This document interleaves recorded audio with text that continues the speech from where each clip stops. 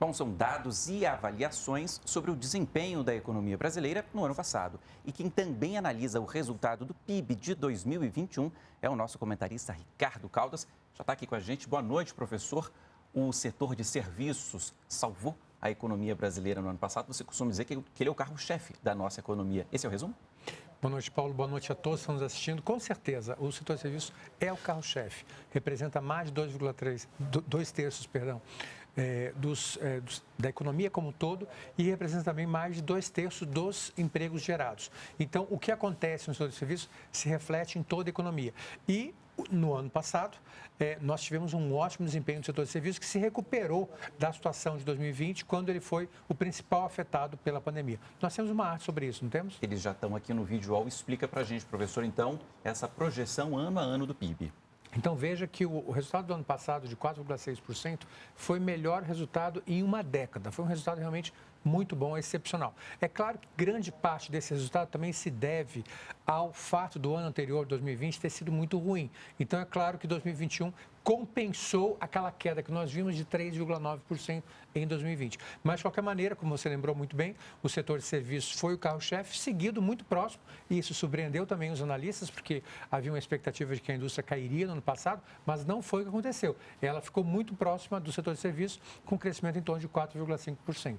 Bom, essa aqui é a primeira comparação. Você também preparou para a gente uma segunda comparação, essa em relação ao quarto trimestre, aos quartos trimestres, em relação aos anos também. Contextualiza esse trecho para a gente, professor. Então, explica aqui. A questão de 2021, especialmente o quarto trimestre, é importante destacar porque houve uma discussão muito grande dentro dos economistas, entre os economistas, e uma discussão, eu diria até infrutífera, se nós estávamos em recessão técnica ou não no ano passado. Porque nós tivemos alguns resultados negativos, 2 trimestres consecutivos de queda. Oficialmente, por conceito, por uma questão conceitual, se considera que o país estava em recessão.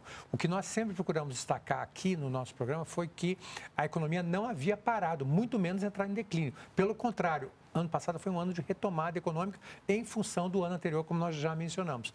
E só para destacar para o nosso telespectador, Paulo, acho que é interessante mencionar, no caso do setor industrial, quem puxou o crescimento foi a construção civil, com quase 10% de crescimento, então de 9,7%.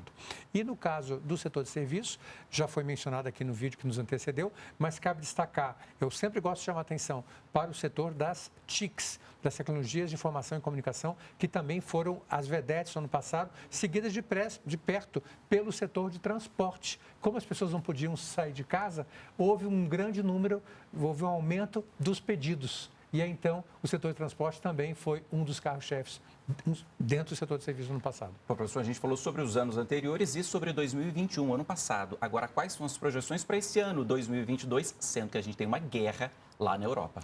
Muito bem lembrado, Paulo. As projeções já não eram boas antes da guerra. Com a guerra, com certeza, elas pioraram. A expectativa dos analistas de investimentos, dos analistas financeiros, era que o crescimento da economia brasileira para este ano ficasse em alguma coisa em torno de 0,3%. A expectativa do Ministério da Economia é que chegasse a 1%. Agora, com esse conflito, pode esquecer 1%. Se chegar a 0,5% é lucro. Eu, pessoalmente, estou acreditando que vai ficar em torno de 0%. Deve ser alguma coisa estável, 0,1 ou para cima ou menos 0,1. E essa é a expectativa para esse ano. Ok, professor, muito obrigado. Até a semana que vem. Até a semana que vem.